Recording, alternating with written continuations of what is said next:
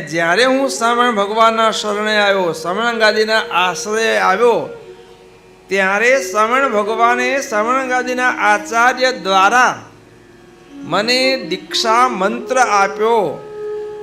ત્યારે બધું માયાનું 57નું ટોળું એમાંથી મારા જીવાત્માને મુક્ત કર્યો, જુદો કર્યો, અને અણુ જેવો જીવાત્મા છે એને કૃપા કરી ભગવાને, સ્વામિણ ભગવાને પોતા તુલ્ય કર્યો.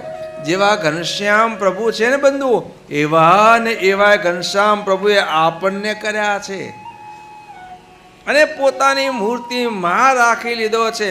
એ મુખારવિંદે મુખારવિંદ, વક્ષસ્થળે વક્ષસ્થળ, હસ્તકમળે હસ્તકમળ, નાભીએ નાભી, ચરણે ચરણ, અંગો અંગમાં ઘનશ્યામ પ્રભુએ આપણને પોતારૂપ કરી પોતાની મૂર્તિમાં રાખી લીધા છે. હું મૂર્તિમાં જ છું.